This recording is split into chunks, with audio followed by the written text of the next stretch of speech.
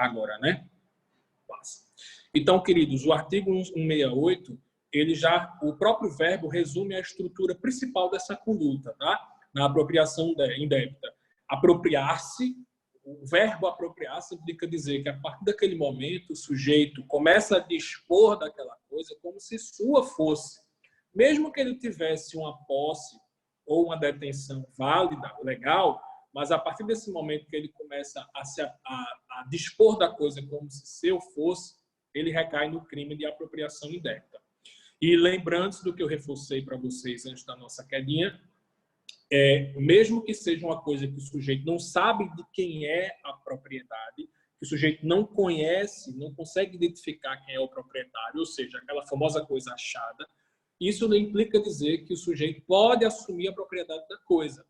Muito, muito pelo contrário. Se o sujeito assume a propriedade daquela coisa, que ele passa a deter naquele momento, ele também recai no crime de apropriação indébita. Aí vocês devem estar se preocupando. E aí, professor, a coisa perdida nunca vai poder ter o segundo dono?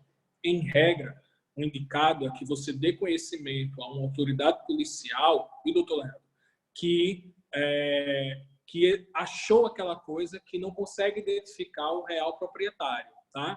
O procedimento comum seria que aquela autoridade policial ou daquele determinado distrito policial, ele ficasse encarregado de dar buscas a de quem seria a propriedade daquela coisa. Em se identificando, a coisa seria devolvida ao real detentor. Se não for possível identificar durante um determinado tempo, a doutrina fala, por exemplo, em 30 dias, isso não é algo que está normatizado, isso não está em nenhuma norma de direito penal, é um procedimento administrativo, já que é resolvido dentro de esfera policial, aquela coisa pode ser, sim, a partir daquele momento, repassada para a pessoa que a achou. E aí, sim, ele pode usufruir da coisa como se sua fosse, sem ter recaído no crime de apropriação indébita, tá? Estou falando de ser um procedimento mais administrativo, burocrático. Mas, entretanto, não dar buscas a quem efetivamente detém a coisa, principalmente sem comunicar a autoridade policial competente, estaria recaindo no crime de apropriação indébita. Ok, meus queridos? Pena, reclusão de 1 a 4 anos e multa. E aí, no parágrafo 1º, que vocês estão vendo aí na tela, graças a Marta, a gente vê as possibilidades de aumento de pena. E vejam como o parágrafo 1º ele é peculiar. Mais uma vez, Adélia Ingrid, veja que o nosso Código Penal também é doutrina. Meu Código Penal não deixa, né, não perde para nenhuma doutrina. Veja como ele explica que o parágrafo 1º ele vai trazer as circunstâncias que podem aumentar essa pena, aumenta aí no texto, e ele explica como que normalmente, o que é que justifica o aumento de pena. Quando o sujeito recebe essa coisa imbuído de alguma qualidade específica. Percebam, o sujeito ele tem que, para recair no crime de apropriação indébita, ele tem que estar em posse daquela coisa, ou detenção. No aumento de pena, esse sujeito que está em posse ou detenção, ele tem alguma propriedade específica que faz com que a punição dele necessariamente seja aumentada. Vejam, por exemplo, o que diz o inciso 1. O sujeito recebeu a coisa em depósito necessário, ou seja, ele é um depositário fiel daquela coisa. O depositário fiel é um sujeito que detém uma posse reconhecida legalmente, tá? Imagina que o juiz decretou que aquele bem vai ser sequestrado, tá? Durante o decorrer do processo, para que ele, enquanto as duas pessoas duelam sobre a propriedade daquele bem, daquela coisa ali imóvel, aquela coisa vai ser sequestrada ou arrestada e vai ficar em poder da justiça ou de alguém que possa tomar conta daquela coisa de maneira digna, de maneira correta, adequada, tá? Que venha a realmente dar boas condições para a coisa não ser perecida, não se perder. E aí, o juiz decreta que o depositário fiel daquela coisa vai ser fulano de tal, tá? Isso é um exemplo do direito civil. Vocês já estão vendo obrigações em direito civil? Ainda não, né? Já vimos. Ah, que bom. Então, vocês já entendem tudo isso que eu estou falando. Perfeito.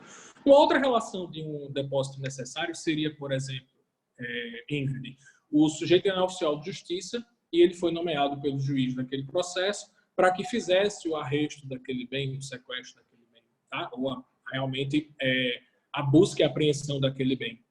Então, o sujeito, o oficial de justiça, quando ele vai lá e toma aquele bem por uma ordem judicial, ele passa a ser, naquele momento, depositário fiel. Quando ele chega no depósito judicial, ele emite uma certidão de que aquele bem foi depositado judicialmente. O depositário fiel passa a ser a pessoa responsável pelo depósito judicial. Então, alguém me perguntou aqui, eu acho que sobre depositário fiel. Então, a ideia do depositário fiel, só reforçando, é o sujeito que ele passa a ter a posse da coisa e aí veja o limite. Eu quando digo que o sujeito ele é um depositário fiel, ou seja, ele recebeu a coisa em depósito necessário. O depósito necessário é um depósito previsto em lei e especificamente dentro da normativa civil. É que foi judicialmente acordado, decretado, que ele vai ser o depositário daquela coisa. Ele vai ser a pessoa de confiança que estará imposta daquela coisa para determinado cuidado, tá? Para determinado cuidado. Por exemplo, uma obra de arte, quem lembra do caso do Banco Santos, que foi um banco que foi à falência, e o antigo dono do Banco Santos, ele tinha uma mansão no estado de São Paulo, que foi, inclusive, adquirida recentemente em leilão, e essa mansão ela era repleta de obras de arte, tanto telas, esculturas, como também móveis que eram móveis tidos como obras de arte. Essa casa e todos os bens, quando foram perdidas em favor foram judicialmente perdidas, né, em favor do Estado, o Estado sequestrou esses bens para si, para pagamento das dívidas do Banco Santos, ele decretou que alguma pessoa ficaria à frente de administrar essa massa falida, consequentemente, ficaria à frente de administrar essa casa e essas obras de arte. Então, normalmente o magistrado, e aí existe um cadastro de pessoas aptas para isso, nas varas, o magistrado procura alguém que tenha condições de cuidar daquilo, né, de um patrimônio, principalmente uma obra de arte, alguém que entenda, que possa realmente dar as condições necessárias de manutenção e parará. E essa pessoa ela é uma pessoa que recebe aquela coisa em depósito necessário. Depósito necessário é qualquer relação de posse. Eu não estou dizendo que você passa a ser o proprietário da coisa, viu, Railane? O depósito necessário é qualquer relação de posse que é decretada por vias legais. Existe uma decisão, existe um despacho de um magistrado que, naquele momento, formaliza que você tem aquela posse. Não é uma posse contratual, em que eu alugo e eu passo a ter posse daquela coisa. É uma posse decretada por alguém. Existe um marco formalizador, mas não é um contrato. Normalmente é uma decisão judicial.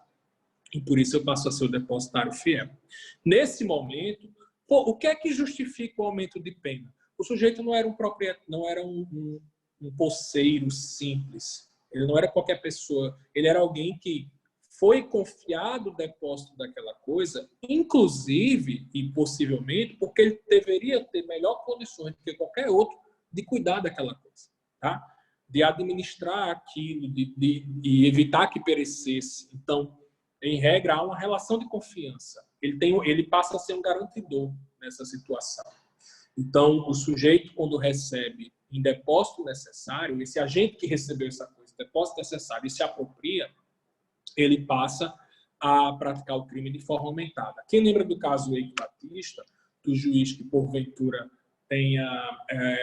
juiz que decretou a perda de um carro, né, do Eike Batista, esse carro foi apreendido para possivelmente depois ser perdido em leilão, e depois o juiz usufruiu da coisa. Usufruir, ela é dada como se apropriar. No momento que eu começo a usar a coisa, se em regra aquela obrigação que me foi passada não condizia em usar a coisa, eu passar a usar da coisa quer dizer que eu estou disposto como proprietário, tá? A grande diferença é que aquele magistrado era um funcionário público e só fez isso, usufruiu de uma coisa perdida e ele decretou que ele seria o depositário fiel da coisa, né? Ele só conseguiu fazer isso porque ele era um funcionário público. Então, a grande diferença é que, por ele ser funcionário público, essa conduta deixa de ser de apropriação indébita e passa a ser de peculato, que é um crime que vocês vão ver no próximo semestre. É um crime contra a administração pública que se apropriar de coisas valentes da sua função pública. O dele foi somente por essa característica. Se não fosse, recairia em apropriação indébita dessa forma aumentada por ele ser alguém que recebeu a coisa em depósito necessário. E sim, engloba a posse direta e indireta, porque mesmo que seja a posse indireta, mas você permitir que outra pessoa usufrua da coisa, é também um ato de ser proprietário, de dispor da coisa como se proprietário fosse. Então, também engloba a posse direta ou indireta. Tudo bem, queridos? E aí a gente avança para o inciso 2, tá? O sujeito também aumentará a pena de 1/3, o sujeito que recebeu a coisa, pelo inciso 2, na qualidade de tutor, curador, síndico, liquidatário, inventariante, testamenteiro ou depositário judicial. Ou seja, ele especificou no inciso 2 aí formas específicas de depósito necessário que advém de uma relação civil, né? O tutor que, por exemplo, ele é decretado judicialmente o tutor daquele incapaz e aquele incapaz recebeu uma herança. Dentro dessa herança nós temos bens móveis e imóveis. E os bens móveis passam a ser gozo de posse do sujeito, que é o tutor, já que aquele menor, aquele incapaz ainda não pode usufruir daquelas coisas, por exemplo, um carro. E ele, por ser incapaz, ainda não pode dirigir aquele carro por não ter idade. Então, aquele veículo passa a ser de posse do sujeito que é o tutor daquele incapaz. Isso não implica dizer que ele possa usufruir daquele veículo como se proprietário fosse. O curador, a mesma relação. Possa ser que ele, além da curatela para com o incapaz, ele também tenha a posse de alguns bens que pertençam àquele incapaz. E isso não implica dizer que ele possa usufruir como se sua fosse. Síndico, da mesma forma, o administrador de algum patrimônio em conjunto. Liquidatário, aquele que é nomeado judicialmente para liquidar uma massa falida de uma personalidade jurídica.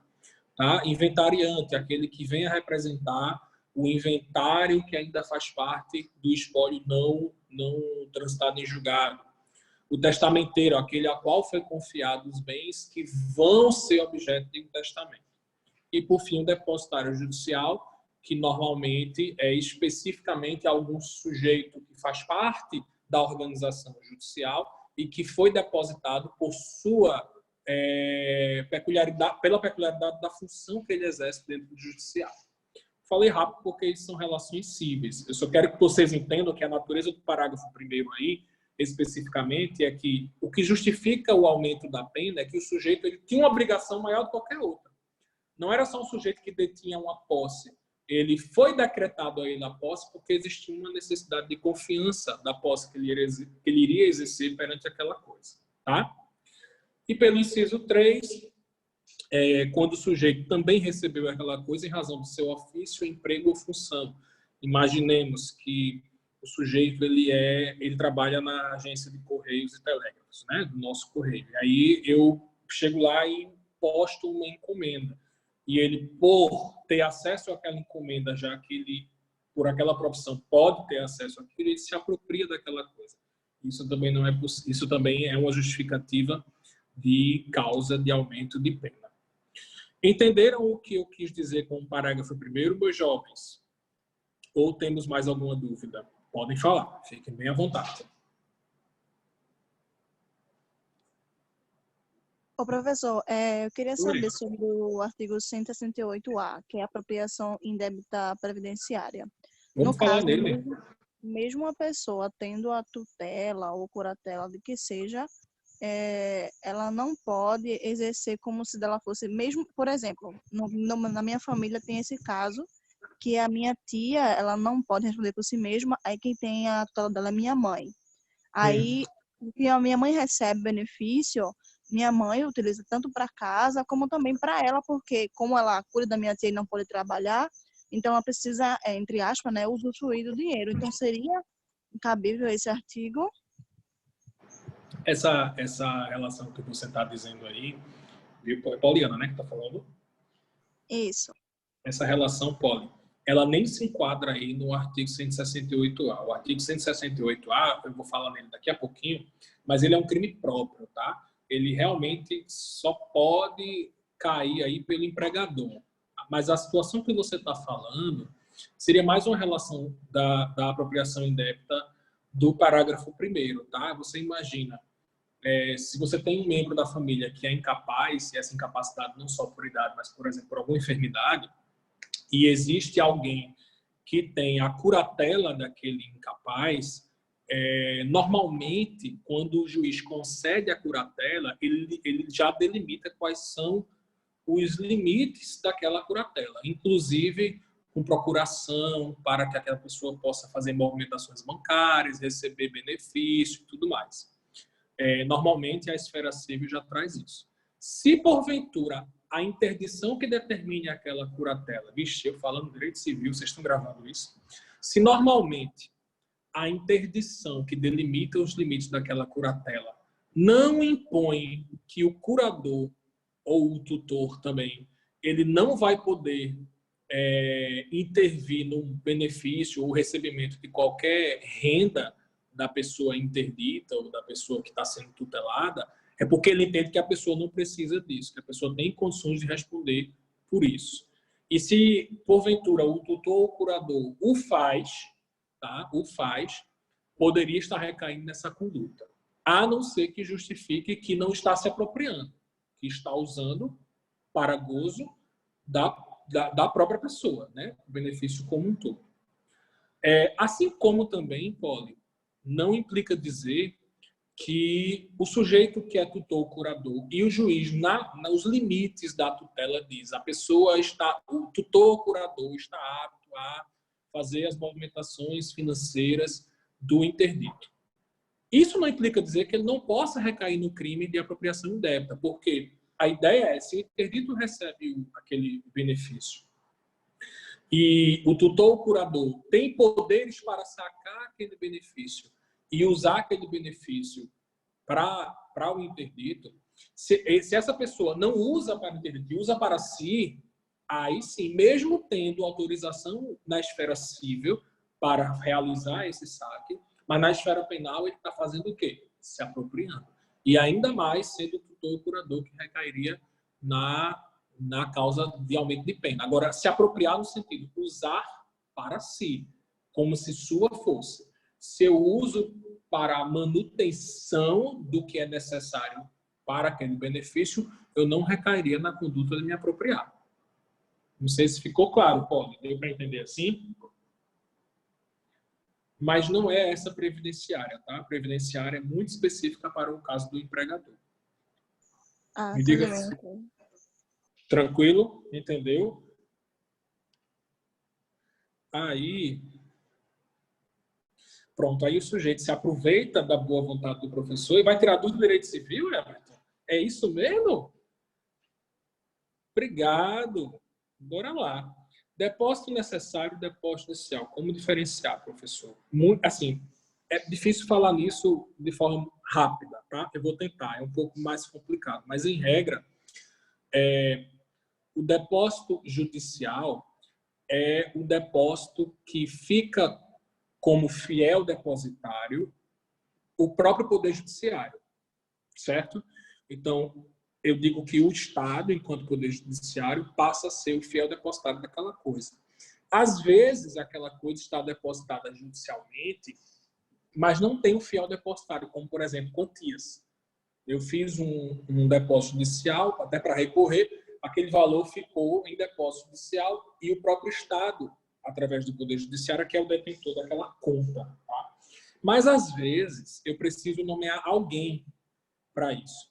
E quando esse alguém é nomeado dentro do próprio Poder Judiciário, por exemplo, foram recolhidos foram apreendidos tantos contêineres de roupa por conta de não pagamento de imposto, isso aí vai ficar a cargo do Estado. E aí vai para o depósito judicial. Depósito judicial, estrutura física. Lá ele fica depositado judicialmente e é nomeado um servidor da estrutura do Poder Judiciário que ele vai ter a responsabilidade daquela manutenção.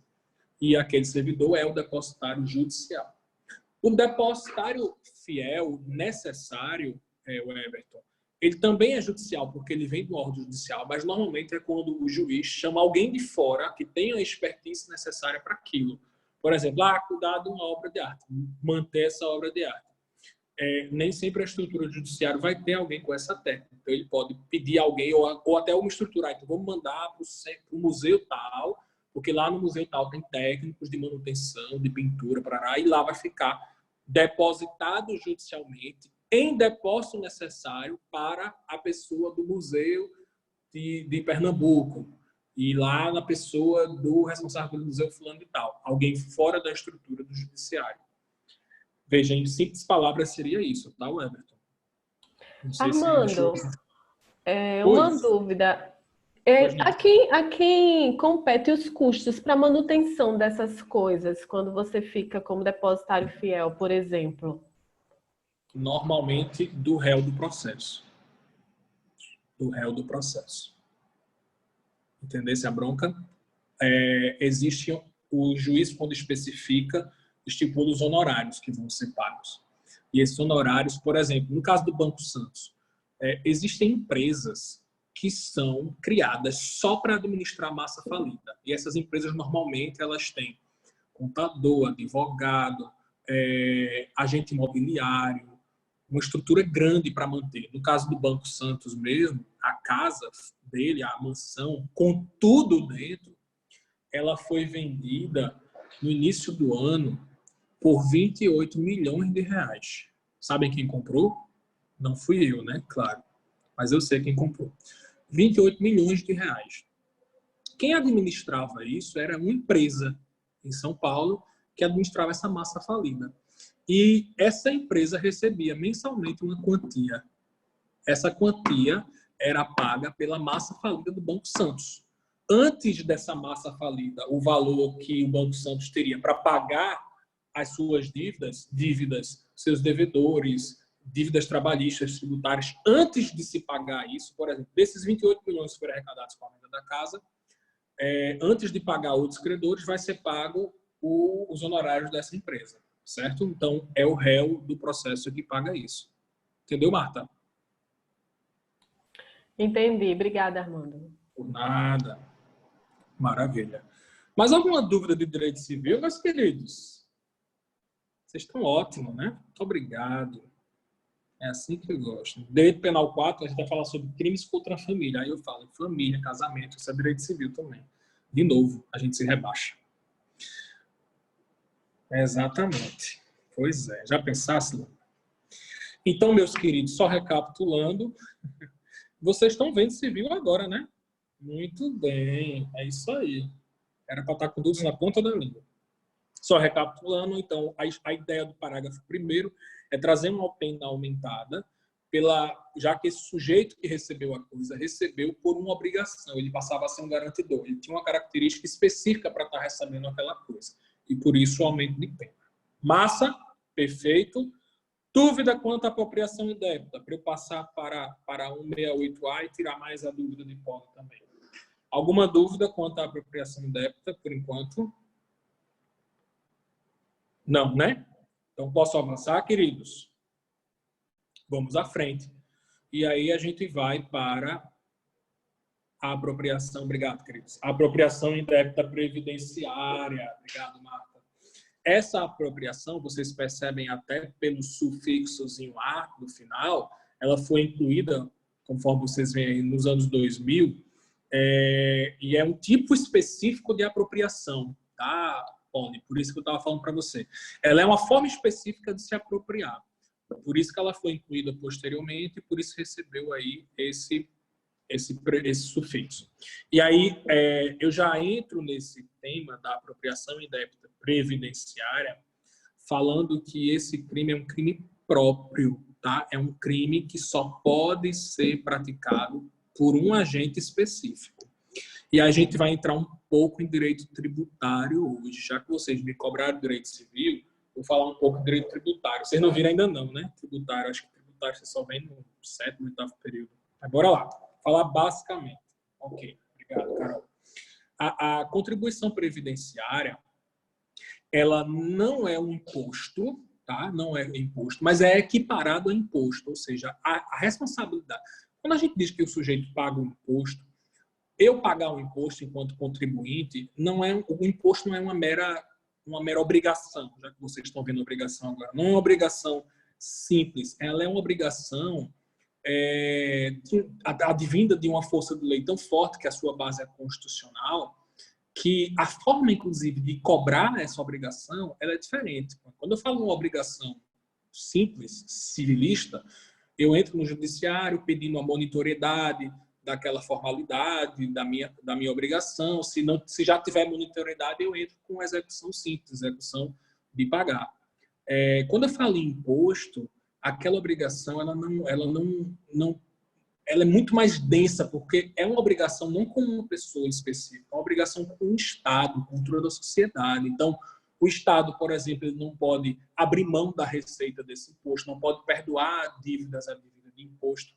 E a forma de cobrar um imposto devido é uma forma específica. Existe um rito processual próprio, que é a execução fiscal, que é Por quê? Porque a dívida não prescreve, as atualizações são outras, para evitar o dano à sociedade, porque o Estado entende que em um imposto não vindo para a sociedade está prejudicada com a falta de serviços e outras benfeitorias que a coletividade teria fruto dessa relação tributária. Estou falando em tributo, mas quando eu falo em contribuição previdenciária, a contribuição previdenciária, pelo seu grau de importância para o trabalhador, ela também ela é equiparada a um tributo. A sua cobrança, inclusive, ela é muito incisiva. Por quê? Porque o não pagamento da contribuição previdenciária do trabalhador prejudica o trabalhador, trazendo prejuízo para o Estado também, porque depois esse trabalhador hipossuficiente, vulnerável, por não ter um fundo de aposentadoria para se manter enquanto idoso, ele vai ficar a cargo do Estado. Tá? O Estado é que vai ter que arcar com essa responsabilidade com aquele idoso, ou com aquela pessoa que precisa de um cuidado específico. Então, quando eu falo em contribuição previdenciária, ela é equiparada a tributo pelo grau de importância da contribuição previdenciária para a manutenção do país. Eis a ideia. Onde é que ocorre a apropriação previdenciária? Todos vocês aqui, a maioria trabalha e sabe o que é uma relação previdenciária. Quem contribui com a Previdência somos nós, empregados, e aí uma parte dessa contribuição é retirada do nosso salário, um percentual, e o outro percentual, tá aí Marta que pode explicar melhor, caso eu esteja falando algum absurdo, um outro percentual, exato, Leandro, um outro percentual é paga pelo empregador.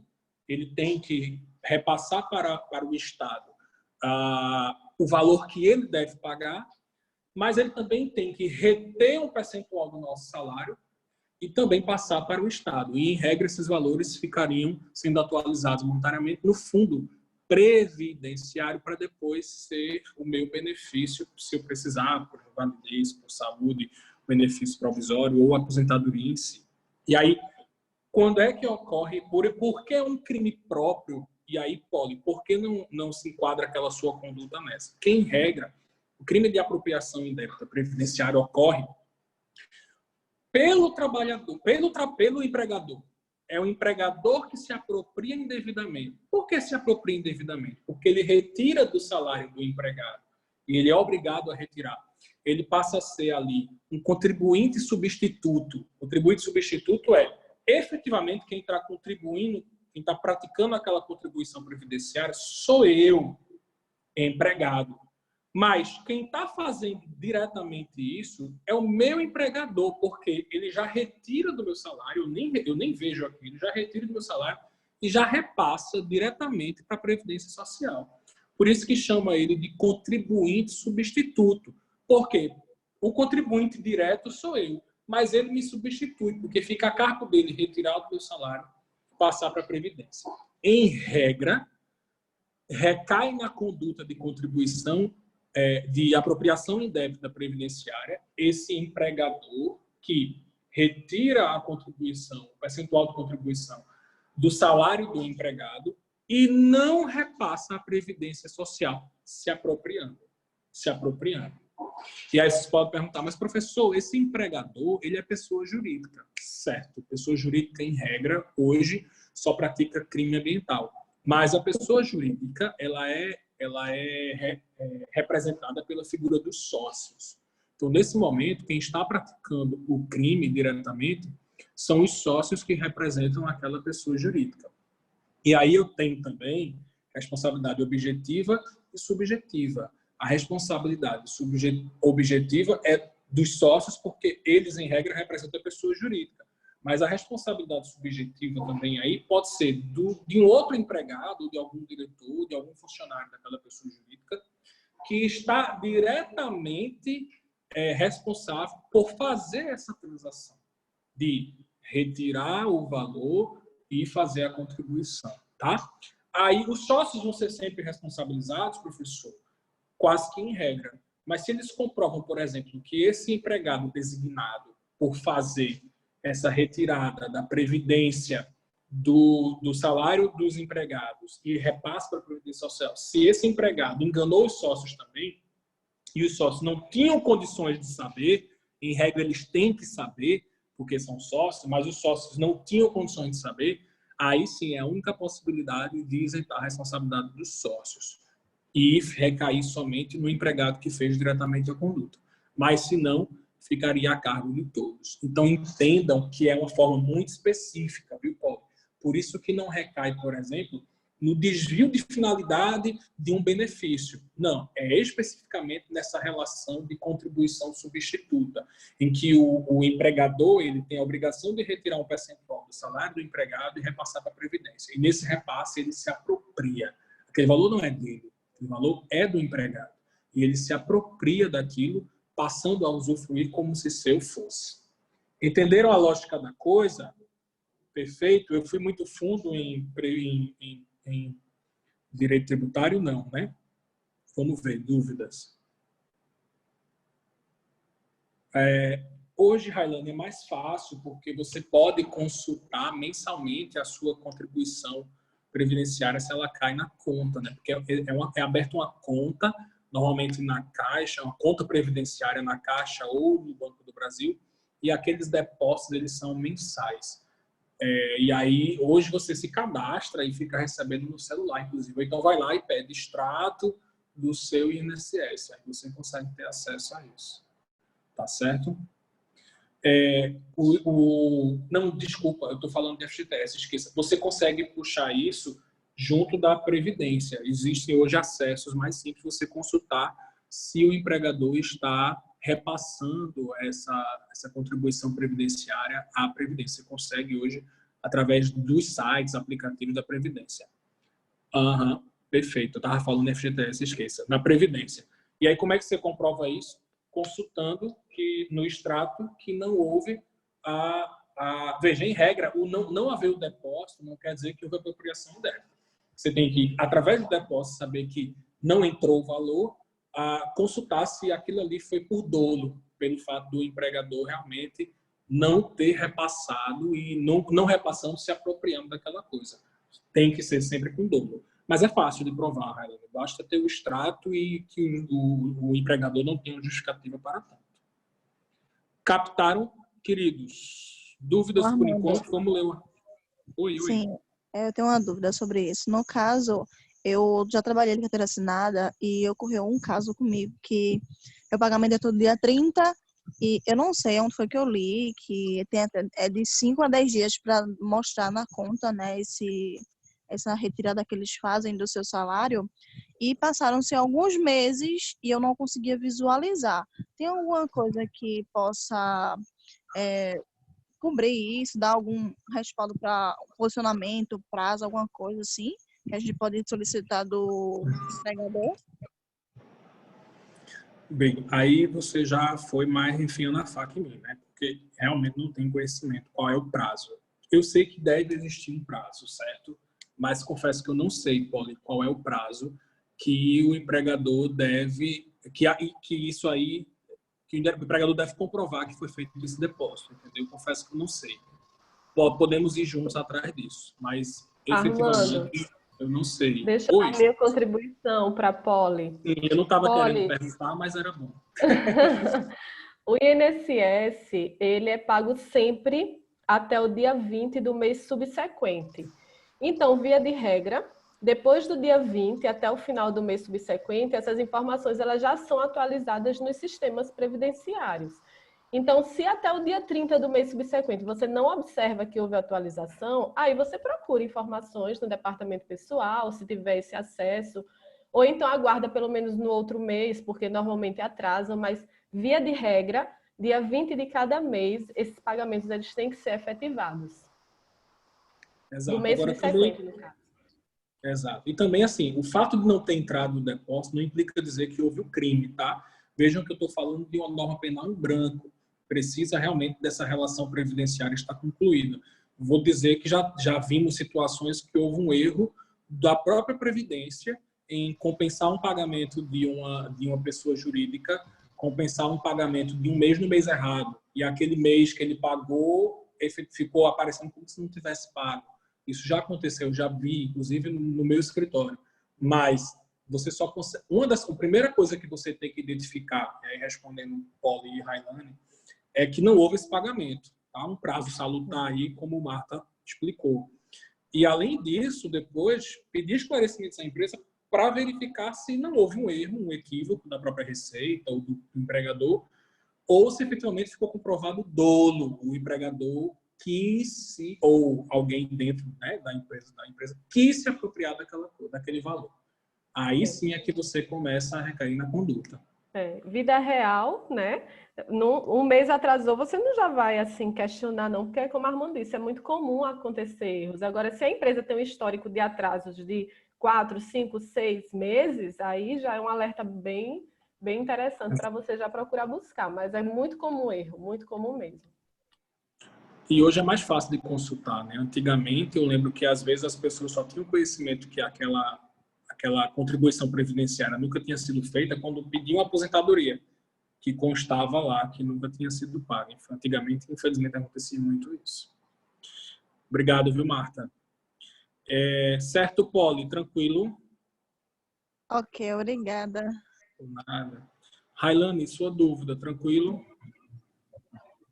Tranquilo, Armando, obrigada. Coleguinhas, então essa é a estrutura inicial. Vejam o que diz o artigo 168A. Prestem bem atenção. Deixar de repassar à Previdência Social as contribuições recolhidas dos contribuintes, no prazo e forma legal ou convencional. Percebam como a conduta é muito específica. Quando que a apropriação estará configurada? Quando alguém... Por que esse crime é próprio, né? Já respondendo também meus questionamentos anteriores. Por que esse crime é próprio? Peraí, só um minutinho. Pronto. Voltando. Por que esse meu crime é próprio, então? Por mais que o verbo seja genérico, deixar. Em que momento está a propriedade desse crime aí? Vocês estão lembrando quando eu falo em crime próprio, né? Crime próprio é aquele crime que só pode ser praticado por um agente específico. Em que momento esse crime é próprio? Vejam como é muito sutil e vejam como esse crime é uma norma penal em branco. Você precisa ter conhecimento a mais. Ele diz o seguinte: deixar de repassar à Previdência, ao acraseado, o repasse é feito à Previdência Social, deixar de repassar o quê? As contribuições. Que contribuições? Aquelas que são recolhidas dos contribuintes. Quem são os contribuintes da Previdência Social? O trabalhador. O trabalhador é o contribuinte da Previdência Social. Ok, Armando. Então, quem é responsável por recolher do trabalhador? O empregador. E aí, nesse momento, o crime se tornou próprio. Porque esse sujeito que vai deixar de repassar aí só pode ser o sujeito que recolhe de contribuinte. Quem é que recolhe de contribuinte? O empregador. Ele é que tem essa obrigação. Como eu falei, inclusive a nomenclatura legal é que ele é o contribuinte substituto. Porque o contribuinte mesmo aí é o empregado. Mas não é um empregado que repassa. O empregador substitui ele, tirando o valor do salário e repassando a previdência. Eis a ideia. E aí, Poli, isso deixa mais claro no artigo que diz o seguinte: quando que o crime ocorre? Quando isso é feito quando ele deixa de repassar no prazo e na forma legal ou convencionada. E quem vai me dizer isso? Toda a minha legislação previdenciária, não é o direito penal. É a Previdência que vai efetivamente dizer qual é esse prazo necessário, mínimo, né, que o sujeito tem para fazer esse repasse. Diga, Leandro, qual é a dúvida? Levantou a mão aí. Boa, Armando. Tá me escutando? Oi. Tô sim. Nessa questão também cabe, eu quero saber se também cabe a questão do desconto. No caso, tem salários que tem algumas gratificações que não levam para a Previdência, certo? E tem que ser no salário base desconto. Só que tem muito empregador que acaba descontando em cima dessas gratificações, que acaba sendo indevido esse desconto. Caberia também, entraria nesse caso aí? Não, porque aí é um equívoco no tipo de cálculo de desconto da Previdência. Não entra na esfera criminal, não. A esfera criminal é simplesmente, veja, a relação é, eu sou contribuinte e tenho que contribuir à Previdência. Eu sou empregado e tenho que contribuir à Previdência. Quem é que faz isso? O empregador tira de mim aquele valor não é dele. Não é dele, é meu. Ele está em posse porque ele é meu empregador e deve repassar a Previdência. Quando é que ocorre a conduta? Quando ele se apropria desse valor que não é dele. Sua conduta aí é simplesmente um ilícito previdenciário, ou seja, conduta prevista na própria lei da Previdência Social. O erro do cálculo na Previdência, certo? Mas não recai na apropriação, não. Porque, em regra, o sujeito está recolhendo errado, está calculando em cima do montante com as gratificações, mas ele não está se apropriando. Ele está pegando aquilo e passando para a Previdência. Concorda comigo? Só haveria crime se ele estivesse se apropriando daquilo. Entendi. Captou, Leandro? Valeu. Perfeito. Vocês vão ter aula com o professor Gustavo Lapa, de Direito Tributário. Eu dou aula de tributário também, mas não na graduação, Deus me livre. Apesar de eu gostar muito. Mas Gustavo Lapa, ele é excelente, vocês vão gostar muito. Tudo bem, queridinhos? Quanto ao caput do artigo, entenderam por que ser um crime próprio, né? E aí, veja só, qual é a minha pena? Reclusão de 2 a 5 anos e multa. E aí, veja que legal. Esse artigo, ele começa a trazer formas equiparadas. Obrigado, Marta. O parágrafo 1º começa a trazer condutas semelhantes, que vão ser equiparados ao crime de apropriação indébita previdenciária, tá? Veja como o próprio parágrafo 1º fala, nas mesmas penas incorre quem deixar de... Então, ele traz outras condutas que vão ser tratadas como crime. Inciso 1, recolher, deixar de recolher no prazo legal, contribuição ou outra importância destinada à previdência social que tenha sido descontada do pagamento efetuado ao segurado, a terceiros ou arrecadada do público. Tá? Na mesma relação, o sujeito ele tinha a obrigação de recolher essa contribuição e não o fez. Ele tinha que recolher no prazo legal essa contribuição e não o fez. Por que é entendido como apropriação indébita previdenciária, meus queridos? Porque o que deveria ter sido recolhido da Previdência, ele foi descontado do empregado. Tá? O próprio inciso 1º fala, deixar de recolher no prazo legal essa contribuição ou outra importância destinada à Previdência Social que tenha sido descontada do pagamento efetuado a esses segurados, a terceiros ou arrecadado do público. Ou seja, ele descontou, o empregado ele não recebeu. Ele descontou e deixou de recolher, deixou de pagar. Quando ele deixa de recolher, ou seja, aquele montante não era dele, era do empregado, foi descontado e ele não repassou. É aí que recai a conduta similar à apropriação indébita previdenciária. Inciso 2. Recolher. Sim, dúvida do inciso 1, meus queridos? Podem perguntar, tá? Podem ficar à vontade. Inciso 2. Recai também na mesma pena o sujeito que deixa de recolher contribuições devidas à Previdência Social que tenham integrado despesas contábeis ou custos relativos à venda de produtos ou prestação de serviços. Essa é uma outra relação que advém da relação empregatícia. Imaginemos que toda e qualquer prestação de serviço que uma pessoa faz, inclusive como autônomo. O sujeito é um autônomo. Hoje, o sujeito é um freela, faz um freela, é um freelancer, faz uma consultoria específica. Eu faço um trabalho pontual para uma empresa e essa empresa me paga. eu não sou empregado da empresa, não tenho carteira assinada, mas eu prestei um serviço para aquela empresa. No momento que eu prestei um serviço, a empresa, quando vai me pagar, ela é obrigada também a recolher a previdência social daquele serviço pontual que foi feito. Quando esse pagamento, principalmente, é feito mediante RPA. Tá? Então, mesmo que eu não seja empregado, e aquela pessoa não é meu empregador, mas ele tomou um serviço, eu prestei um serviço para aquela pessoa, e a pessoa, ao fazer o pagamento, recolheu previdência social. Quando recolheu previdência social, aquele dinheiro que recolheu não é da pessoa. Não é. Ele tem que repassar para a previdência. O dinheiro é meu. Eu não sou empregador e ele é meu empregado, mas eu prestei um serviço para ele, existe uma relação pontual. Ele tomou um serviço meu e recolheu um valor que não é dele, é meu, mas por obrigação ele deve recolher e repassar a previdência. Aqui, simplesmente, eu estou trazendo uma outra relação contratual, que não seja a empregatícia, mas uma relação de prestação de serviço que dá ao tomador do serviço a mesma obrigação de um empregado. A diferença é só a relação entre os sujeitos. No caso, eu estou falando em empregado e empregador, aqui eu estou falando em prestador de serviço e tomador de serviço. Tudo bem no inciso 2? Ô, Armando, eu entendi que nesse caso ele está deixando de recolher. Por exemplo, no exemplo que Leandro deu, de ter um valor que não deveria ter recolhimento e está tendo. Se fosse algo que deveria ter recolhimento e não teve, eu tô interpretando dessa maneira, não sei se eu estou interpretando errado. É como se eu tivesse que ter feito aquele recolhimento, aquele desconto e não fiz. Eu estou interpretando errado?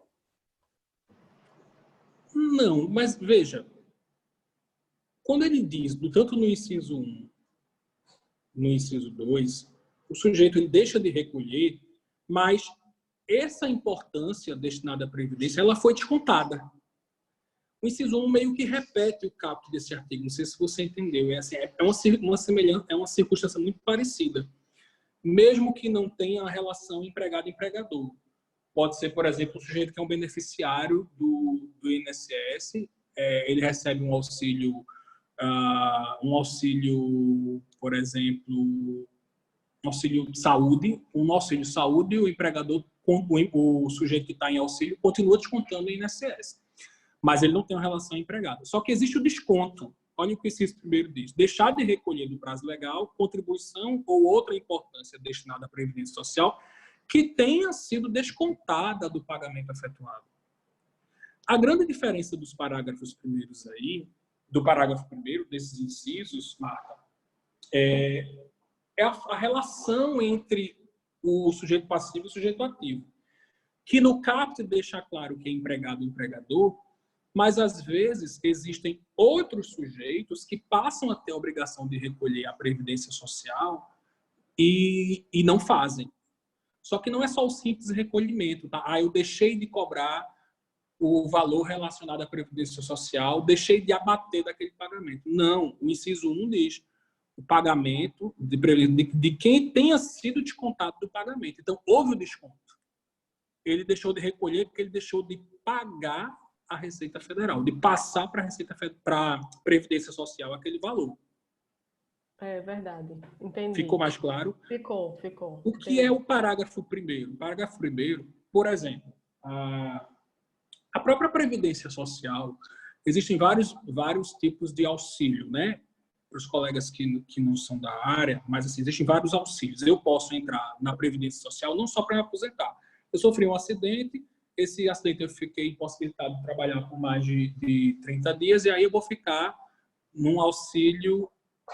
É esse parágrafo primeiro que eu vou repetir, então, né? Então, eu fui para a Previdência, fui para o INSS para receber um auxílio por uma incapacidade momentânea, tá? Um auxílio saúde. Eu vou ficar, naquele tempo que eu estiver fazendo um tratamento, por auxílio saúde, recebendo do INSS.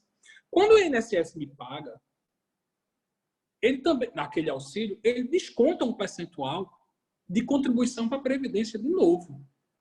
Quem está me pagando ali, viu, Railano? A ideia do parágrafo primeiro existe alguém que está me pagando, que é a própria Previdência.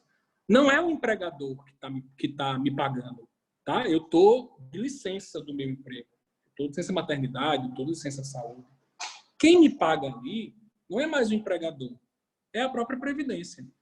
E nesse auxílio saúde é descontado um outro valor que também vai para a Previdência. De novo, volta à Previdência. Então, o inciso primeiro, ele está trazendo a mesma coisa. O sujeito que deve pagar um valor a alguém. E desse valor deve ser abatido a importância destinada à Previdência Social, ele faz o abatimento da Previdência Social, mas não repassa a Previdência Social. É a mesma conduta. O sujeito, só que o que muda é a relação, não é mais empregado e empregador. É qualquer outra pessoa que tem que pagar a alguém um montante e desse montante deve ser descontado o valor relacionado à Previdência Social. Ele desconta do sujeito que recebeu aquele montante a Previdência Social e não recolhe aquilo à Previdência, ou seja, não repassa aquilo ao benefício que o empregador vai ter mais à frente, numa possível aposentadoria ou outros auxílios, entende? Então, o inciso primeiro, ele só está fugindo da relação empregado-empregador. Ele está fugindo. Então, em qualquer outra obrigação, qualquer outro sujeito que tem a obrigação de recolher Previdência Social, de algum montante que paga alguém, ele recolhe e não repassa a Previdência, mesmo que não seja o empregador. Entendeu, Railane? Entendi, Armando. Vê, eu só não... Minha dúvida ele muda da figura do empregador. E nesse caso, qual seria a figura além da Previdência?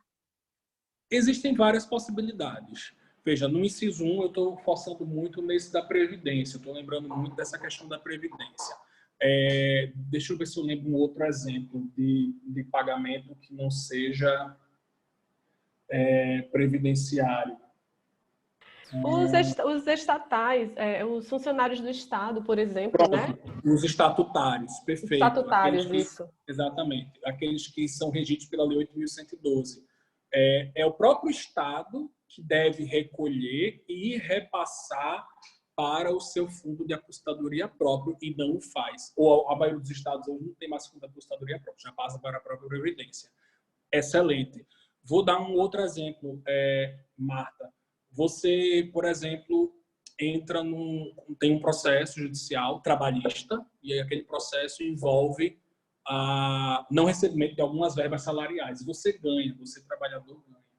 Você recebe aquela indenização. Aquele não é salário, aquela indenização trabalhista, mas tem natureza de verba salarial, certo? E quando você recebe, é descontado em Previdência Social, mas não é a relação empregado-empregador mais. Não existe mais a relação empregado-empregador. Tá? E o próprio Estado, o próprio Judiciário deve decretar qual é o valor e fazer o desconto já quando você recebe a indenização trabalhista, já deve estar descontado o valor do INSS e aquilo repassado à Previdência Social. É uma outra relação. Entendeu, Railane? Entendi, Armando. Obrigado. Ficou tranquilo, Marta?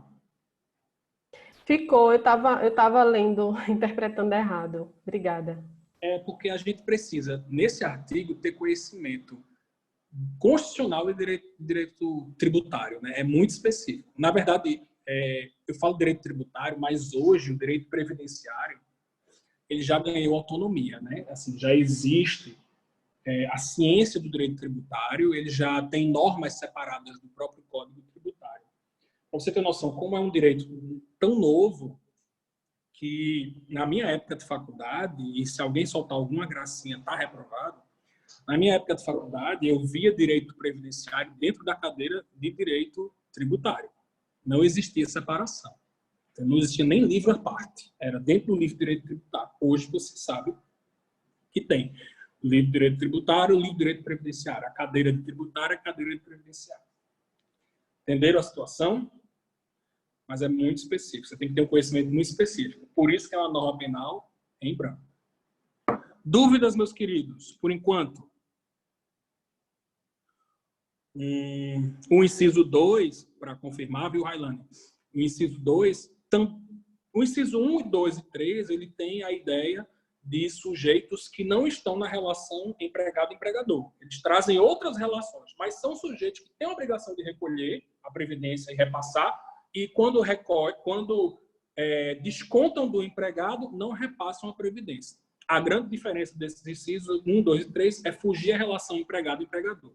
No inciso 2, eu tenho o prestador de serviço e o tomador de serviço, como eu disse há pouco para vocês. E no inciso 3 consiste no seguinte: também incorre na mesma pena quem deixa de pagar o benefício devido ao assegurado quando as respectivas cotas ou valores já tiverem sido reembolsadas à empresa pela Previdência Social. Então, é uma relação contrária, né? Aí já é a Previdência devolvendo o valor, o que eu acho que é muito difícil, né, Marta? Mas, em regra, houve algum equívoco naquela contribuição previdenciária, tá? A Previdência devolveria o valor pago em equívoco, ou seja, foi reembolsado, e aquele valor deveria voltar para o sujeito que era beneficiado daquilo, que era o empregado. É a relação contrária. Houve algum equívoco, a Previdência reembolsa aquela contribuição previdenciária que foi paga a mais, equivocada, e aquele valor reembolsado deveria ser repassado para o próprio beneficiado, para o assegurado.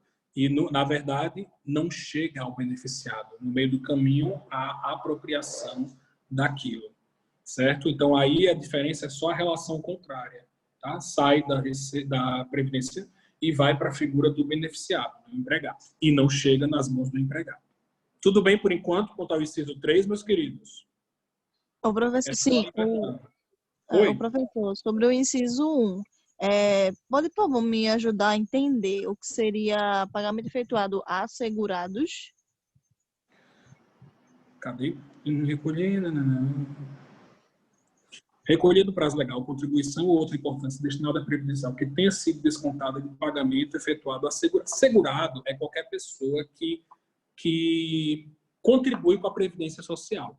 A gente chama de segurado porque a Previdência Social ela assegura você da possibilidade de um afastamento temporário ou permanente da sua relação trabalhista. Então, em regra, ele fala assegurar que é a pessoa que está assegurada pela Previdência, que é um beneficiário da Previdência Social, tá? E aí, quando ele diz que há um desconto, houve o desconto no pagamento que esse segurado recebeu, o segurado é a pessoa que é protegida pela Previdência Social, que recolhe a Previdência Social, o pagamento foi feito a esse segurado, recolheram desse pagamento percentual que deveria ser repassado à Previdência, mas não repassaram. Segurado é a pessoa que é assegurada pela Previdência. Ok, Polly? Ok. Oi? Pode falar. Ok. Essas dúvidas são normais, viu, gente? Porque são termos que vocês ainda não trabalharam por não terem pago ainda direito nem tributário, nem previdenciário. Vocês têm tributário? Vocês têm previdenciário? Não tem na faculdade? Eu acho que tem. Não lembro, porque não é obrigatório. Mas eu não lembro se vocês têm. Depois a gente confirma. Se não tiver a cadeira específica, vai estar dentro de... mas dentro do tributário vocês já veem alguma coisa também. Ok, Polly? Ok, amigos. Inciso 1, 2 e 3. Dúvidas? Tem Sim, previdenciário com a Ana Flávia, né? Tem, né? E eu acho que é obrigatória, não é eletiva, não. Não. Eita, com a Ana Flávia é perfeito, porque o previdenciário ele é uma ponte entre o direito do trabalho e o direito tributário, né? Por isso que ele ganhou essa autonomia, tá? Por isso que ele ganhou essa autonomia. Tudo bem, queridos? Só mais uma dúvida, professor. Pode falar.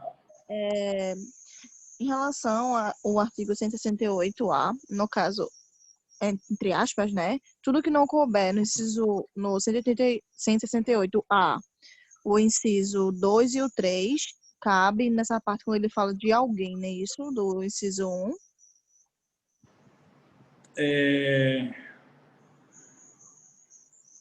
Na verdade, eu não poderia caracterizar assim, tá, Polly? Porque vão ter circunstâncias que quase que não vão estar protegidas aí. O legislador tentou proteger todas as relações.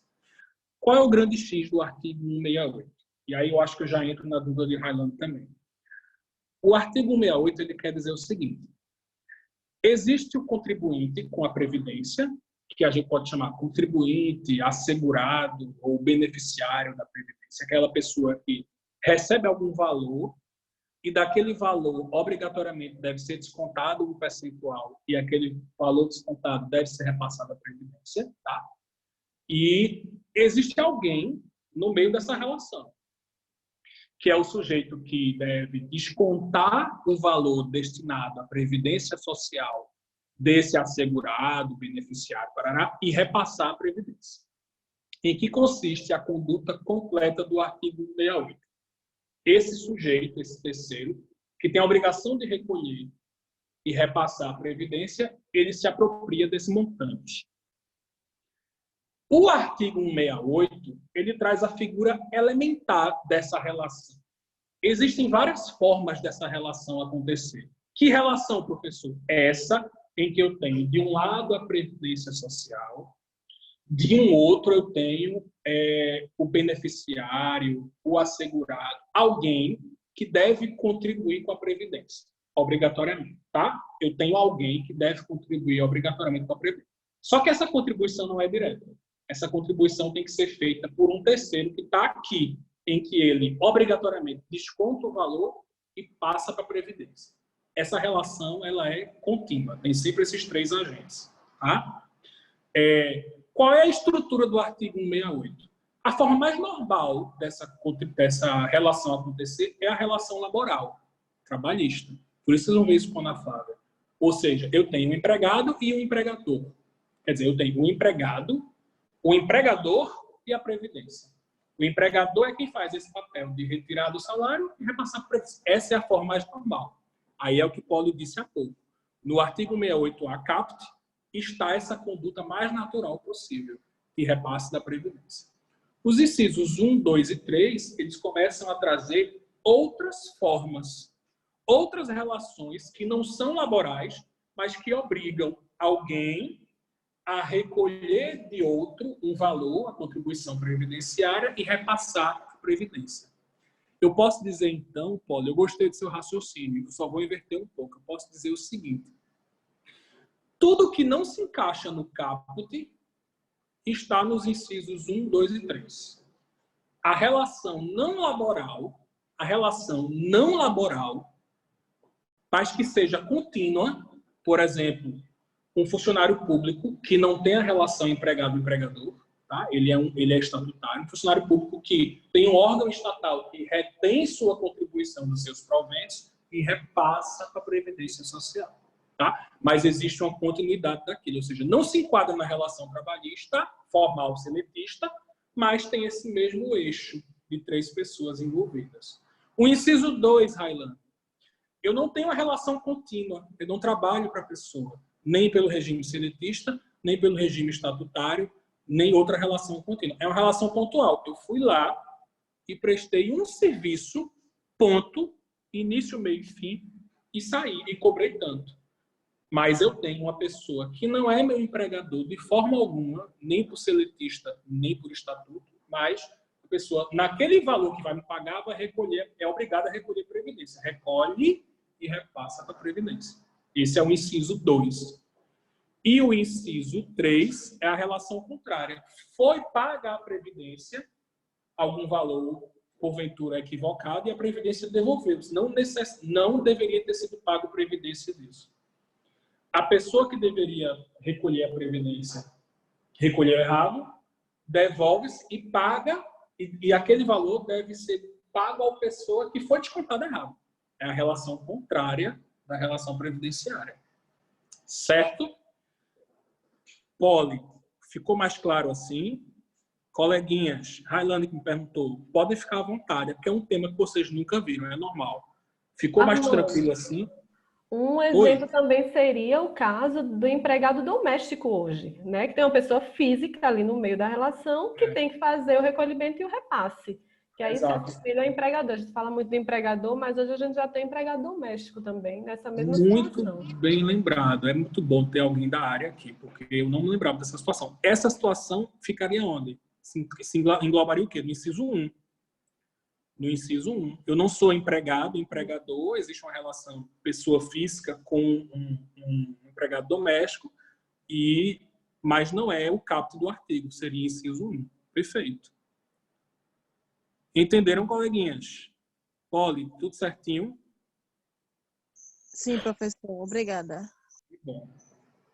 Exato, Melissa. Eu posso resumir que no inciso 1 não existe aquela formalidade de empregado-empregador, seletista, como exemplo que Marta deu agora, a relação empregado doméstico é uma legislação à parte, tá? Mas existe uma relação contínua desse desconto. No inciso 2, não, é uma coisa pontual. Para aquele serviço específico vai ser pago aquele valor. Perfeito. É a grande diferença. Tudo bem, amigos. Direito previdenciário, eu vou dizer a vocês, é muito interessante. Muito interessante e tem crescido bastante enquanto direito, tá? Assim, existem escritórios hoje especializados nisso. Ok, queridos? Dúvidas? Dúvidas? Pode perguntar. Todo mundo tranquilo? Deu tilt hoje esse negócio de previdenciário, né, Armando? Pelo amor de Deus. Posso passar? Massa. E aí a gente entra no parágrafo 2º. O parágrafo 2º já deixa claro qual é a sua intenção aí, né? É extinta a punibilidade, ou seja, extingue-se a punibilidade do agente, ele responde pelo crime, é condenado, mas deixa de cumprir pena. O agente que espontaneamente declara, confessa e efetua o pagamento das contribuições, importâncias ou valores e prestações à Previdência Social na forma definida em lei ou regulamento, antes do início da ação fiscal. Como eu disse a vocês, contribuição previdenciária é equiparada a tributo e, por isso, a forma de cobrar é uma ação fiscal, tá? É mais incisiva. E execução fiscal. E aí, tanto para a Previdência quanto para tributo, se o valor for pago antes do início da ação, extingue-se a punibilidade. Exatamente. Porque o mais importante para o direito aí é que o valor, que a pessoa não fique prejudicada. Que o trabalhador não fique prejudicado. É a principal importância aí. E aí, por isso, extingue-se a punibilidade. No parágrafo 1º, ele continua. É facultado ao juiz deixar de aplicar a pena ou aplicar somente a pena de multa se o agente for primário de bons antecedentes, desde que, ou seja, o agente tem que ter duas características. Tem que ser primário. Primário implica dizer que ele não pode ser... Primário implica dizer que ele não pode ser o quê? Quem lembra? Reincidente.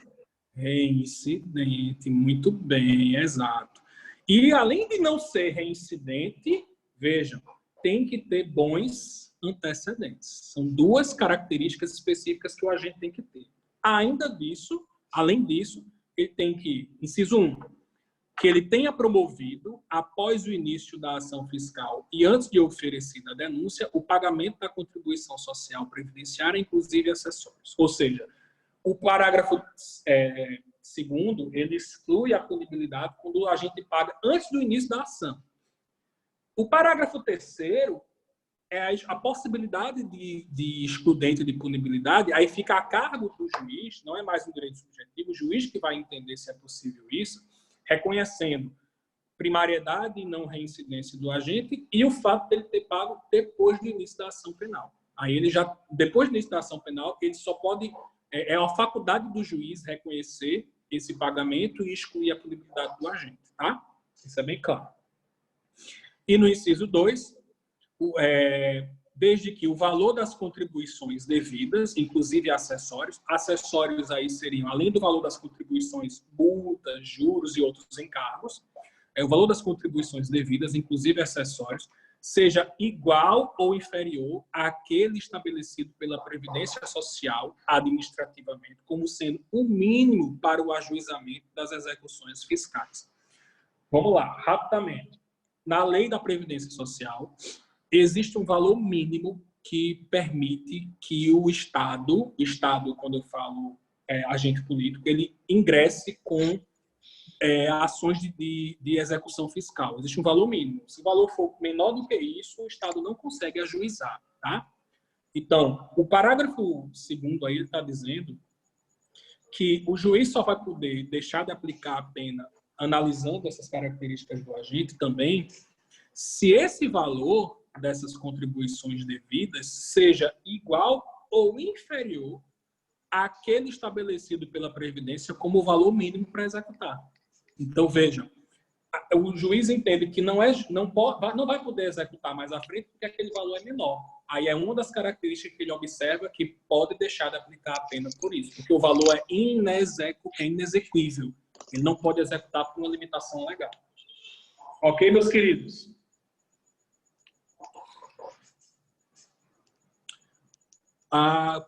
Vamos lá. Por fim, parágrafo 4º, veja aí como isso é bem recente, 2018. Por fim, ele diz o seguinte: a faculdade prevista nesse parágrafo 3º, essa faculdade de aplicar a pena, não se aplica aos casos de parcelamento de contribuições cujo valor, inclusive dos acessórios, seja superior àquele estabelecido administrativamente, como sendo o mínimo para o julgamento das ações fiscais. Ou seja, se eu iniciei a ação penal, aí é a questão realmente do rito processual da ação, certo? Veja. Eu iniciei a ação penal aí, ela está vinculada a uma outra ação, que é uma ação de execução fiscal, tá? A ação de execução fiscal é a ação competente para cobrar dívidas tributárias ou previdenciárias.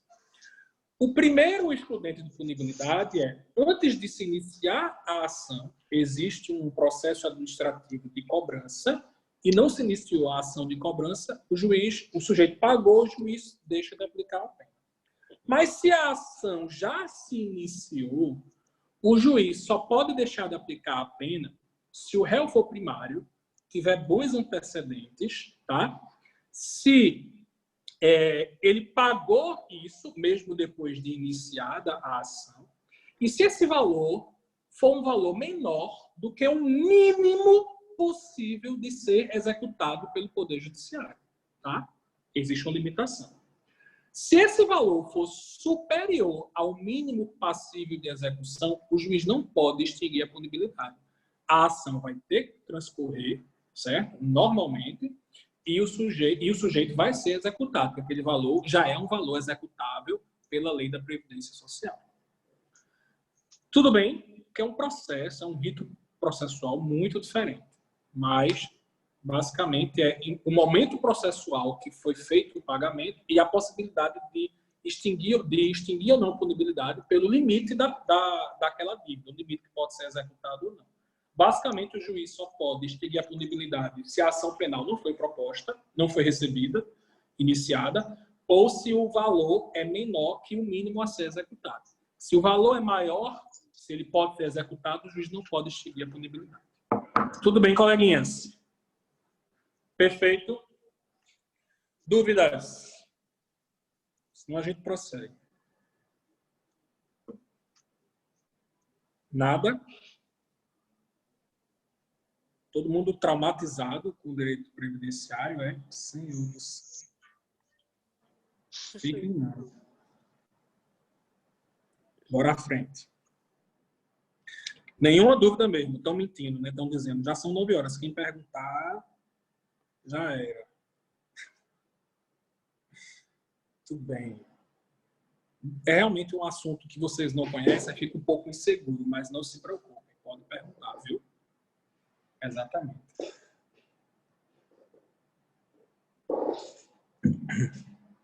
Dá um nó. Mas é bom porque instiga vocês a conhecer o direito previdenciário. É muito bom. Um direito interessante. Ok, meus queridos? Bora lá. Passando à frente, então, instigou. Pelo menos vocês estão acordados. Estou vendo que vocês estão aí. Ou saíram e botaram no grupo. Ele já parou de falar em previdenciário. Quando ele parar, avisa que eu estou aqui assistindo a novela. Né? Quando ele parar e falar em previdenciário, me avisa que eu volto para a novela.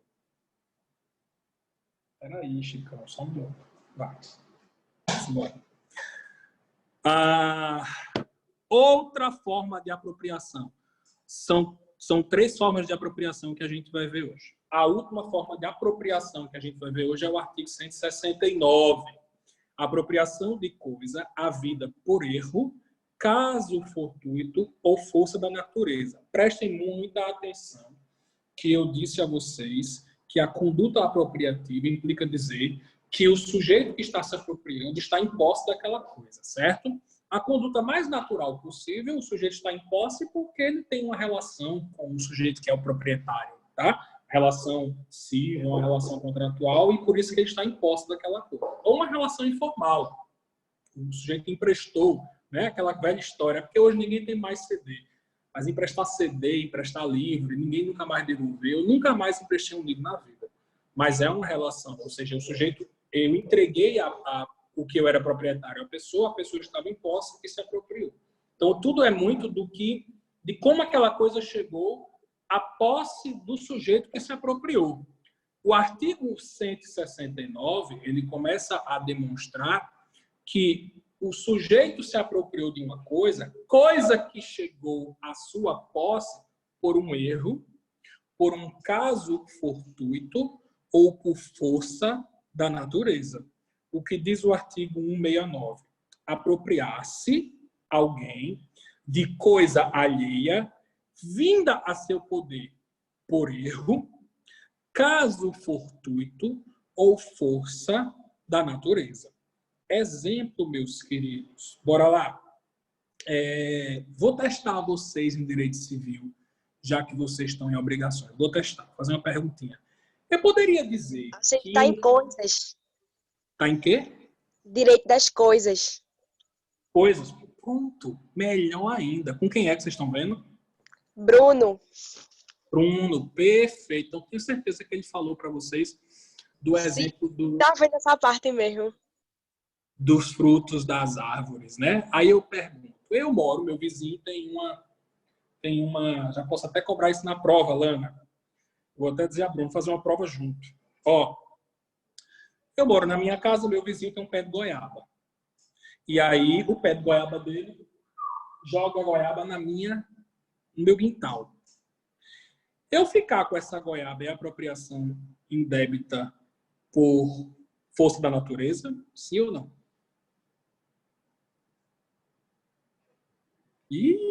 Deixa eu ligar aqui para Bruno. E aí? Vou repetir. Eu moro numa casa, meu vizinho tem um pé de goiaba, a goiaba cai, né? O pé se ramifica para o meu terreno, a goiaba cai no meu terreno. Eu fico. Apropriação indébita por força da natureza, por caso fortuito. Eu que estou perguntando. Você vem me perguntar? Ingrid, que golpe é esse? E aí, isso se enquadra nessa circunstância? O que é? Então, para entender isso, vamos entender o que é um erro. Acha que sim, Lana? Bora lá. No final eu dou a resposta. Pergunto a vocês, o que é erro? Quando é que uma coisa pode chegar para você por erro? Erro implica dizer que aquela coisa tinha um destinatário, ela deveria chegar a alguém e, por erro, chegou a você. Concorda com isso? Veja, a coisa veio ao meu poder, mas ela não deveria vir ao meu poder. Ela foi ao meu poder por erro. Então, se ela veio por erro, ela deveria ir para o poder de outra pessoa. Imagina, um sujeito, vamos lá.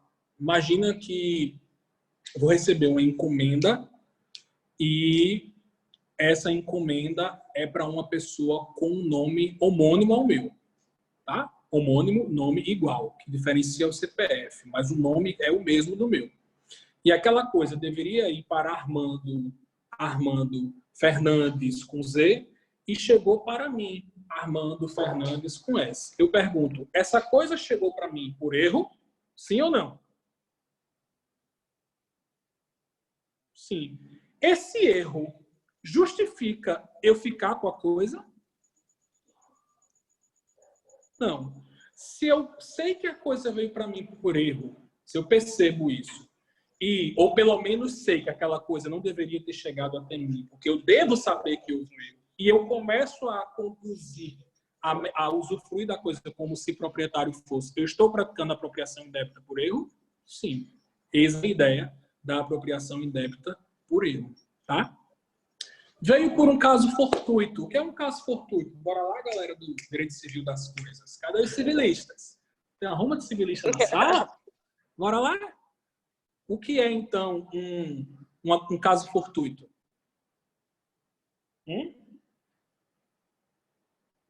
Ninguém sabe o que é um caso fortuito? Bora! E aí?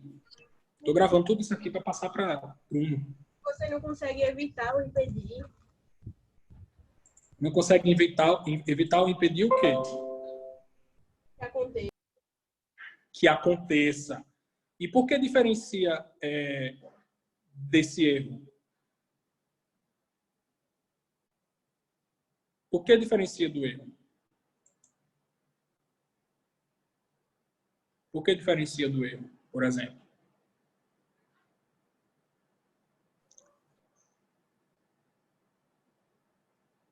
Ninguém sabe? Porque o erro eu consigo evitar. O erro é possível evitar. O caso fortuito, não. O erro, normalmente, é o fruto de uma imperícia, de uma negligência, é muito equiparado dentro do... O erro é um fenômeno civilista, tá? A gente do direito civil poderia falar na culpa, tá? Então, do direito penal, equipara-se um pouco a culpa. Mas dentro do direito civil, o erro é algo que eu poderia ter evitado. Mas houve a culpa de alguém, houve um equívoco de alguém para isso. O caso fortuito, exato. Ele não depende da vontade de ninguém. Ele é um fato aleatório. Por isso que ele não pode ser impedido e nem pode ser, como é que eu posso dizer assim, antecipado, visualizado antecipadamente, por ser um caso fortuito. Por exemplo, imagina que...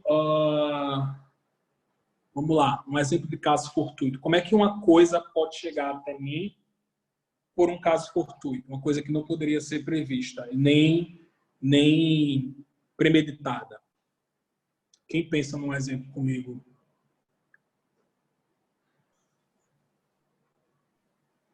Do Covid-19, né?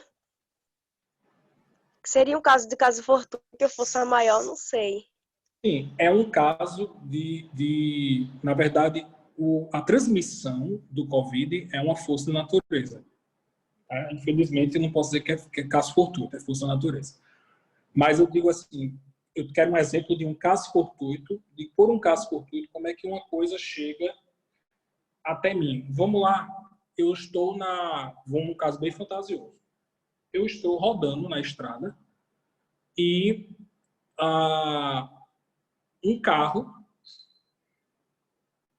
como é que é? Abre rara do carro, mas aí é porque a ideia de caso fortuito, Lana, e eu acho que o exemplo que alguém me deu há pouco também do Covid, são exemplos civilistas. Eu estou falando dessa questão da coisa. Vou pegar um exemplo parecido com o de vocês.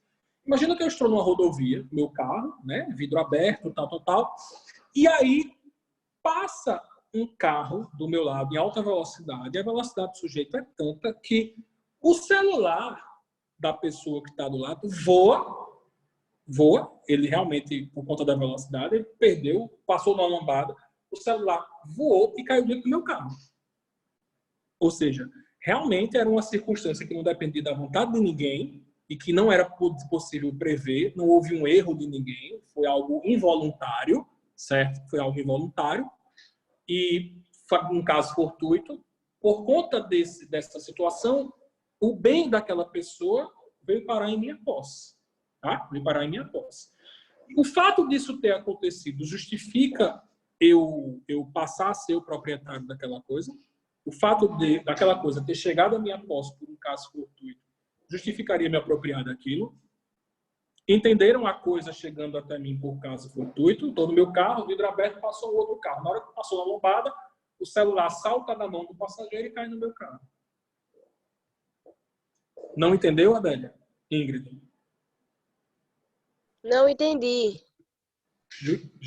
Não justifica, né? Então, veja, o sujeito passou em alta velocidade, na lombada, o celular que estava na mão do passageiro saltou e caiu dentro do meu carro. Ou seja, a coisa passou a estar naquele momento em minha posse.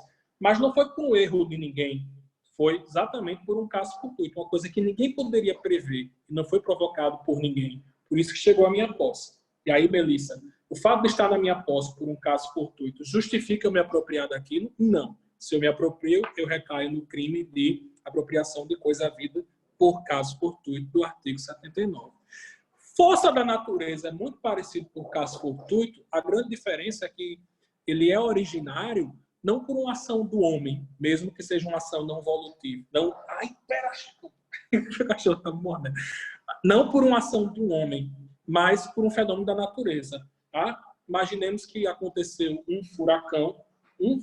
Peraí. Para, Chico.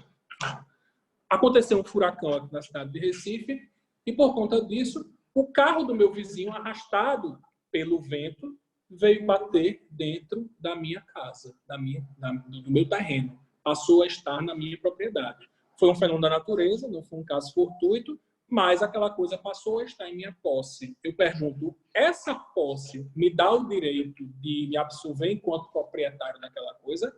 Não, porque aquela posse se deu em razão de um fenômeno, de uma força da natureza, que ninguém poderia prever e foi involuntário. Se eu me aproprio daquilo, justificando que passou a estar em minha posse, eu recaio no crime de apropriação indébita. Quanto aos 3 tipos de possibilidade de posse que justificam essa apropriação, todo mundo entendeu? Erro, caso fortuito e força da natureza. Entendem que eles não justificam a apropriação, por isso recaem no crime.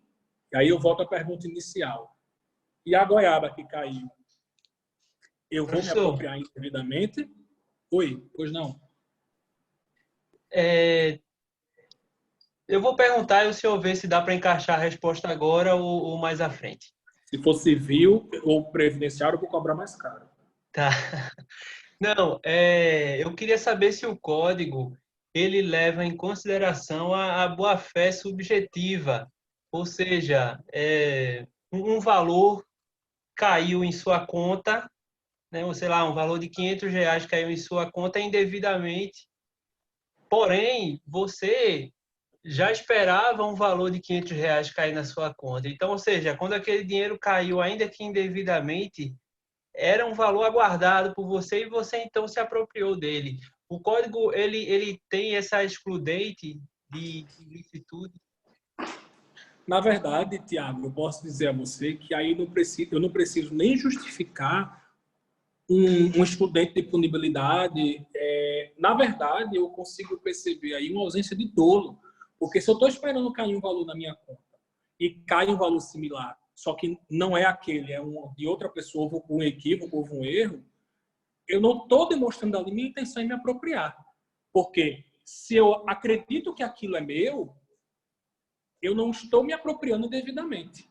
Eu estou realmente exercendo uma propriedade que eu acredito, porque eu não tinha condições de perceber que não era, se eu também não tinha condições de perceber.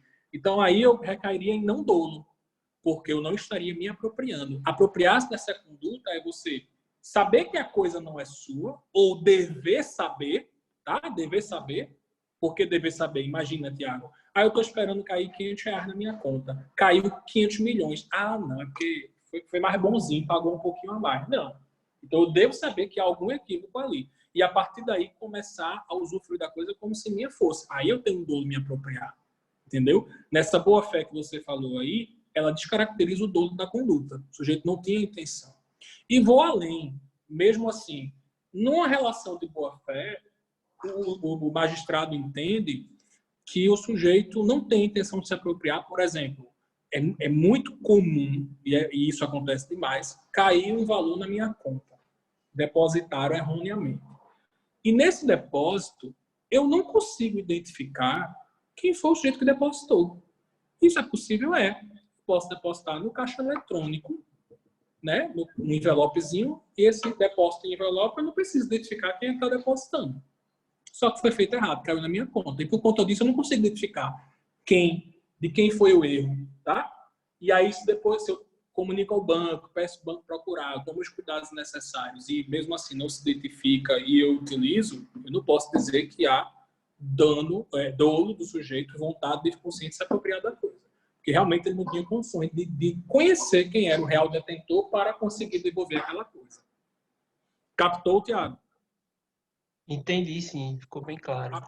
Agora, cair um valorzinho na conta e você dizer, ah, caiu na minha conta, tinha como saber, achava que era meu. Não, se não era uma coisa esperada, apropriação indébita. Captou? Aham, tranquilo. Que maravilha, então.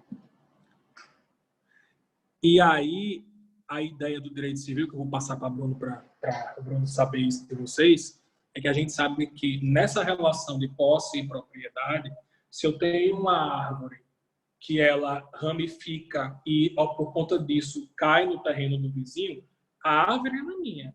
Mas os frutos que caem no terreno do vizinho, eles são de propriedade do vizinho.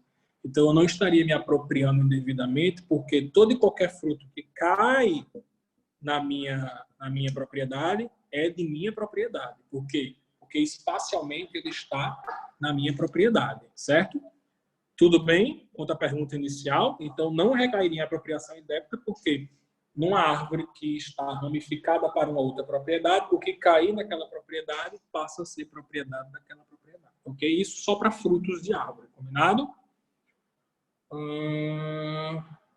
Alguma dúvida aqui? Não. Perfeito, é isso mesmo, Melissa. Tudo bem, meus queridos? Alguma dúvida por enquanto? Então, bora lá. O artigo 168, apropriar-se. Cadê? Apropriar-se alguém de coisa alheia, vindo a seu poder por erro, caso fortuito ou força maior, detenção de 1 mês a 1 ano ou multa. E aí o parágrafo único começa a trazer formas equiparadas. Obrigado, Marco. O parágrafo único traz formas equiparadas. Na mesma pena incorre quem? E aí, doutrinariamente, essas formas equiparadas são tidas como formas específicas de apropriação. Mas não são artigos distintos, elas são ainda pertencentes ao artigo 169, tá? Mas o inciso 1 chama de apropriação de tesouro. Recairá na mesma pena quem acha tesouro em prédio alheio e se apropria no todo ou em parte. Dá cota a quem tem direito o proprietário do prédio, tá? Direito civil. Se eu tenho um tesouro, esse tesouro está no prédio, cotas desse tesouro é de quem achou e cotas desse tesouro é do detentor do prédio. Então, se eu achei no prédio alheio um tesouro, tesouro é qualquer coisa que tenha algum valor, tá? Pode ser moeda do pirata, pode ser um baú de moeda, pode ser uma joia guardada, uma relíquia, alguma coisa, mas algo que tenha valor. Eu achei aquele tesouro não é meu só porque eu achei. Aquele tesouro tem o percentual da pessoa por ele estar numa propriedade de alguém.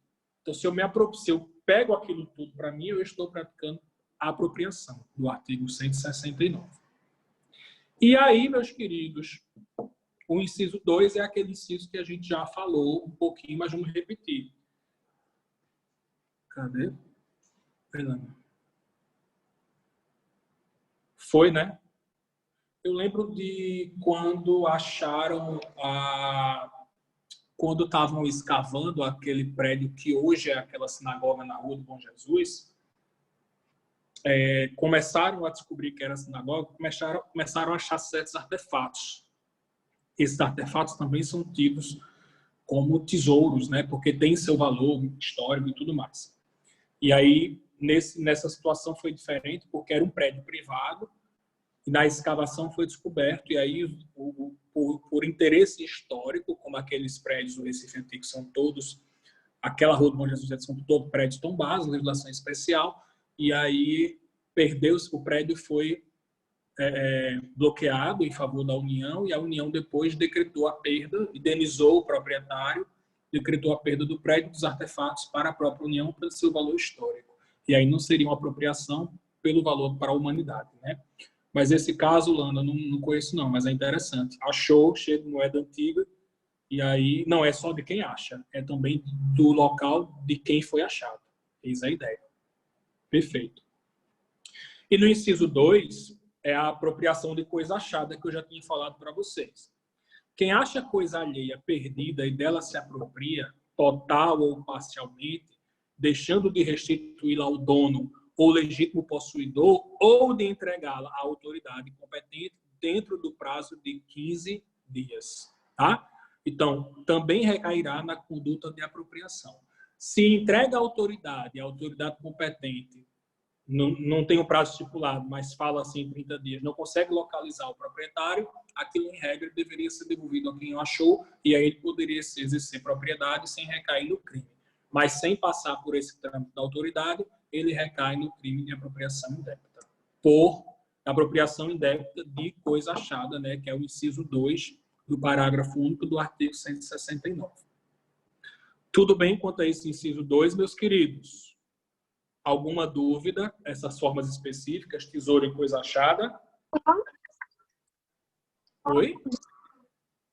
Um exemplo dessa apropriação de coisa achada seria se eu achasse algum objeto assim na rua e aí ficasse para mim e não levasse a autoridade competente e me apropriasse disso? Exatamente.